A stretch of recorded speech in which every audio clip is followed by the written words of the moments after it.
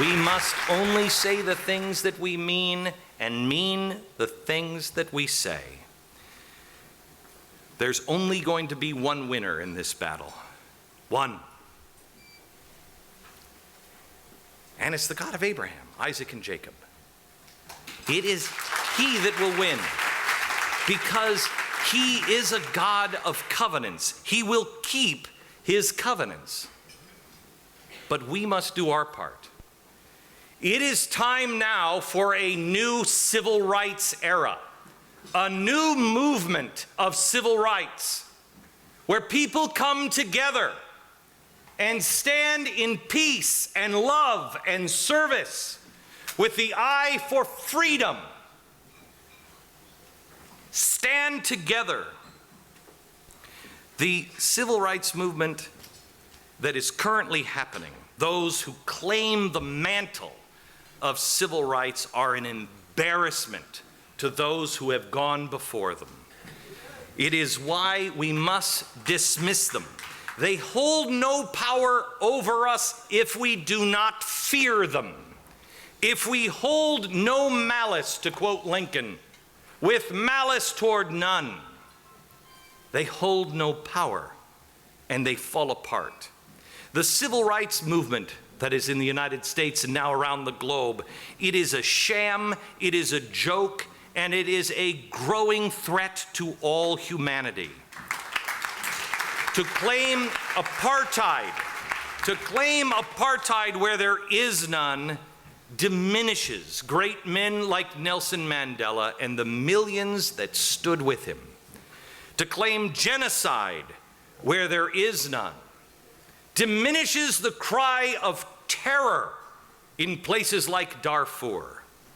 To claim oppression where there is none destroys the hope that the world someday will hear our voices in places like Iran and Syria and the newly reoppressed people in Egypt. The left says the so-called civil rights leaders of today say they stand for women, yet they help hide the rapes of women in Occupy Wall Street. They say they stand for the oppressed, and yet they stand with the killers at Itamar. They say they for free speech. Believe me, I know this one to be true. They will silence, dismantle, smear, or destroy anyone who differs with them. Many times, I find it very difficult to find the difference between the so-called civil rights leaders and the terrorists and the killers and the dictators and the thugs they claim to be against.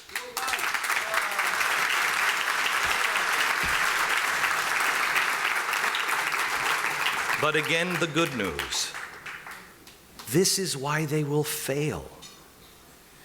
They are perverting the words of great men like Martin Luther King.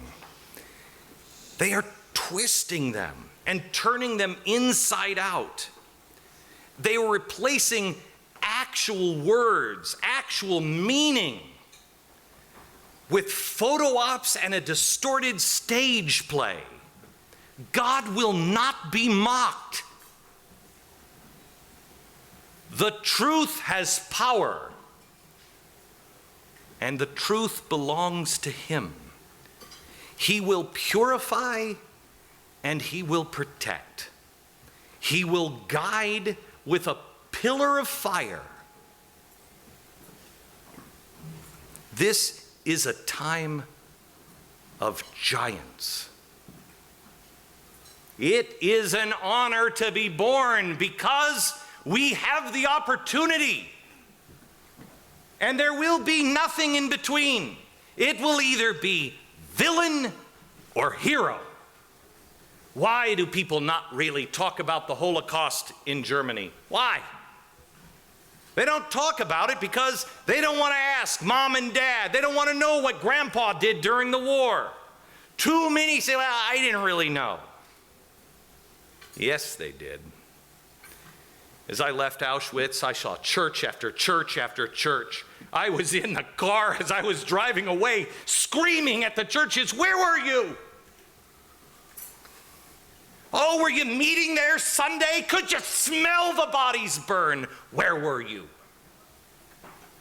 It's a time for giants.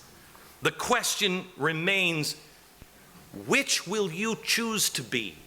Which will your neighbors be? I have chosen my path, and I have chosen it for my children because I want